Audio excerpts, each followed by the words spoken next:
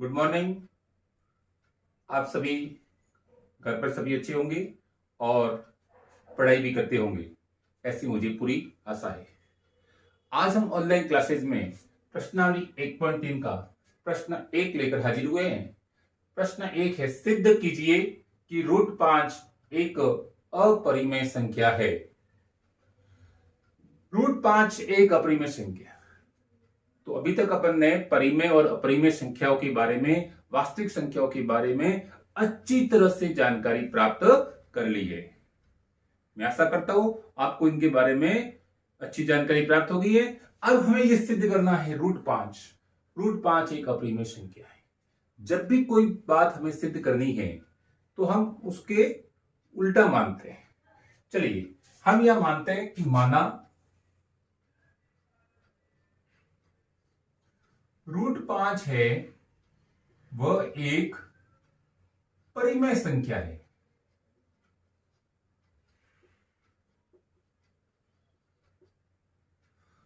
हमने माना कि ये एक परिमेय संख्या है, अपरिमेय नहीं, परिमेय संख्या है। अगर ये परिमेय संख्या है तो इसका मतलब क्या होगा कि √5 का जो मान है उसे हम P/Q के रूप में लिख सकते हैं। तो हमने इसको लिख दिया A/B, अंश बटा हर, ठीक है ना, A/B के रूप में लिख दिया, जहां A व B पूर्णांक है एवं सह अभाज्य संख्या है।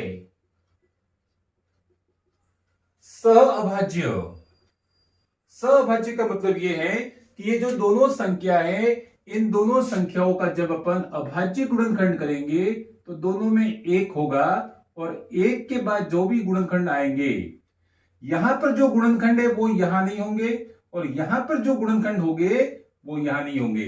यानी दोनों के अंदर एक के अलावा और कोई दूसरा गुणनखंड कॉमन नहीं होगा। उसे कहते हैं सहअभाज्य संख्या। तो ये दोनों सहअभाज्य संख्या है।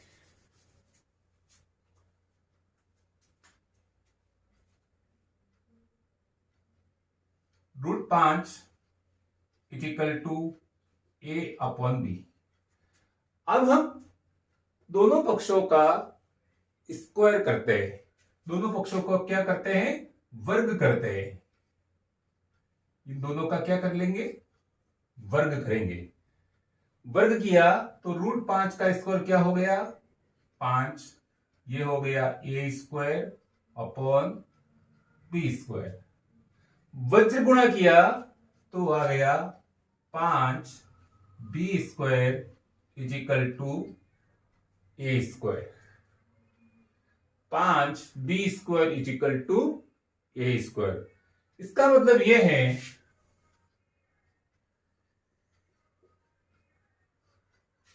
A² 5 से विभाज्य है।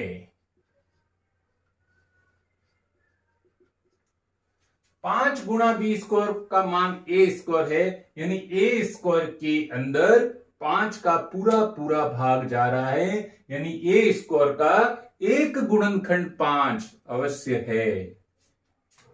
अब चूंकि A² 5 से विभाज्य है, इसलिए A भी 5 से विभाज्य है। ये भी 5 से विभाज्य होगा। ए के अंदर भी 5 का भाग पूरा पूरा जाएगा। ए का भी एक गुणनखंड 5 होगा। अब ए के अंदर यदि 5 का भाग जा रहा है, माना सपोज हमने सोचा ए के अंदर 5 का भाग C बार जा रहा है, तो A = 5C, ठीक है ना। हमने लिख दिया ए का मान कितना है? 5C के बराबर। 5 का भाग इसमें जा रहा है और कितनी बार जा रहा है? C का। तो 5 और C का गुणा करेंगे तो A के बराबर होगा। पुनः दोनों पक्षों का हम स्क्वायर करते हैं। A² 5C²। तो आ गया A² = 50 25 सी स्क्वायर।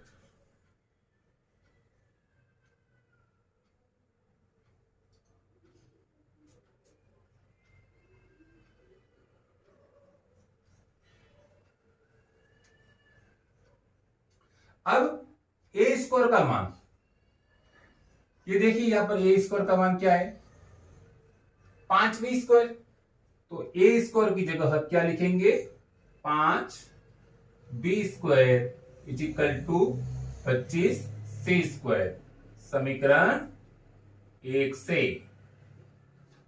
यहां पर ए स्क्वायर का मान हमने 5b स्क्वायर रख दिया।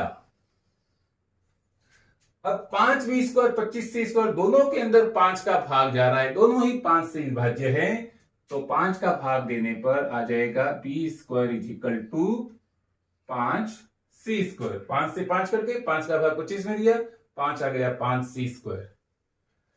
अब b स्क्वायर है, अर्थात b स्क्वायर है 5 से विभाज्य है।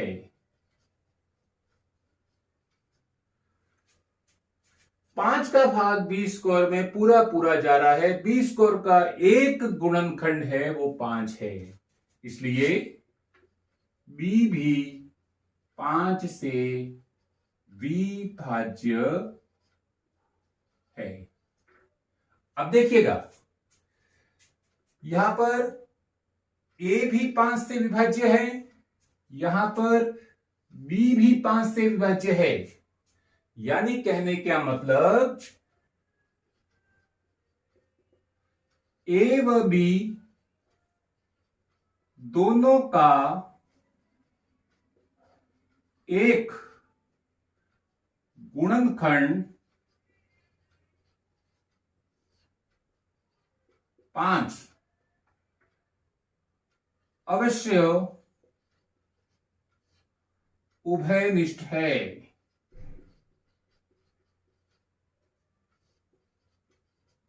यानी ए और बी दोनों के अंदर एक गुणनखंड ऐसा है जो दोनों में कॉमन है, वो कौन सा है, 5। अतः हमारी जो कल्पना थी शुरुआत में कि ये सभाज्य संख्या है, यह क्या हुई, गलत सिद्ध हुई। अतः हमारी कल्पना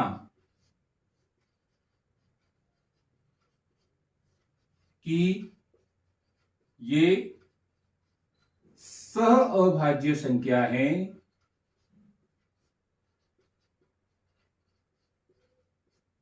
गलत सिद्ध हुई।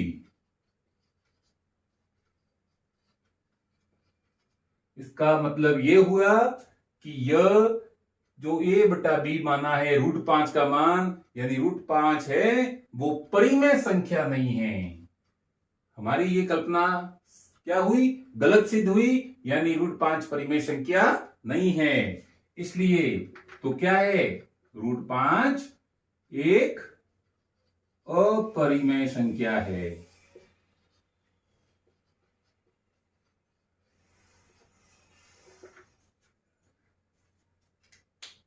तो आपको अच्छी तरह से समझ में आया होगा।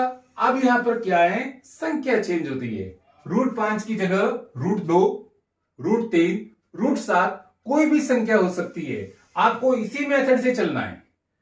√5 की जगह जो भी संख्या है वो लिखना है, √2 लिखोगे तो √2 का स्क्वायर हो जाएगा, √7 होगा तो 7 का स्क्वायर हो जाएगा।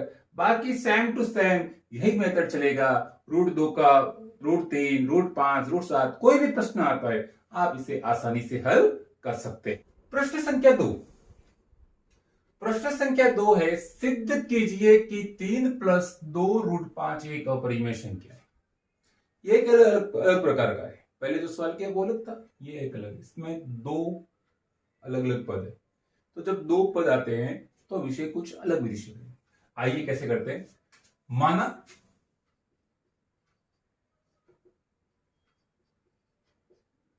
माना 3 + 2 √5 एक परिमेय संख्या है।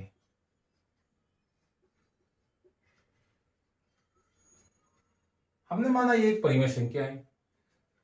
अब चूंकि ये परिमेय संख्या है, इसलिए 3+2√5 = A/B। हम इसे P/Q के रूप में लिख सकते हैं, तो हमने इसको लिख दिया A/B। जहां A व B पूर्णांक है, A व B पूर्णांक है एवं Q0 = 0। अब हमें चूंकि 3+2√5 एक अपरिमेय संख्या ये देखना है, तो हम यहां पर क्या करते हैं, इस 3 को पक्षांतरण करते हैं। 2√5 = A/B। ये 3 को जब पक्षांतरण किया तो ये -3 हो गया। 2√5 = अब यहां पर लसअप B आया, तो यहां पर ये तो ये आएगा, लेकिन ये 3 का हो जाएगा। क्योंकि इसके नीचे कुछ नहीं है, 1 है, तो 1 का भाग B में B बार जाता है और B का गुणा 3 से हो जाएगा 3B। A - 3B / B। अब इस 2 को हम क्या करेंगे, पक्षांतरित करेंगे। अब चूंकि यहां पर गुणा के रूप में है, तो ये 2 जब जब इधर जाएगा तो ये A - 3B/2B हो जाएगा। ये 2 कहां चला जाएगा, नीचे चला जाएगा, भाग के अंदर आ जाएगा। अब देखिए √5 क्या है, ये क्या है, क्या माना हमने, ये क्या है, पूर्णांक। 3 क्या है, पूर्णांक। B क्या है, पूर्णांक। 2 क्या है, पूर्णांक। और B क्या है, पूर्णांक। यानी पूर्णांक माइनस पूर्णांक बटा 2 गुणा पूर्णांक। यानी ये जो ऊपर भी पूर्णांक है, नीचे भी पूर्णांक है, ये किस रूप में है, P/Q के रूप में है, P/Q रूप में है। इसलिए यह कैसी संख्या है, परिमेय संख्या। यह कैसी संख्या है, परिमेय संख्या।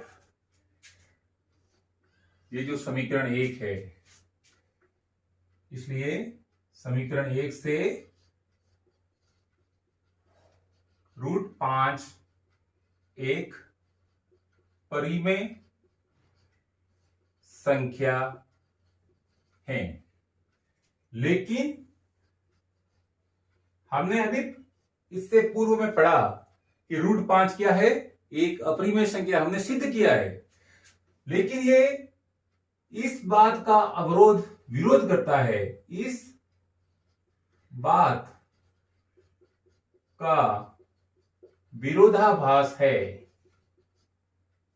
यानी विरोध करता है कि √5 एक अपरिमेय संख्या है। क्योंकि हमने इससे पूर्व में सिद्ध कर चुके हैं, हम जानते हैं कि √5 क्या है, एक अपरिमेय संख्या है। लेकिन हमने ये हल किया तो हमको क्या मिला कि √5 एक परिमेय संख्या है। तो यहां पर तो ये कह रहा है कि ये परिमेय है, लेकिन हमें मालूम है कि √5 क्या है, अपरिमेय है। तो ये एक दोनों दूसरे का क्या कर रहे हैं, विरोध कर रहे हैं। अतः क्या सिद्ध हुआ कि हमने जो ये पूर्व में सोचा था कि यह एक परिमेय संख्या है, वो गलत है। अतः हमारी कल्पना गलत है।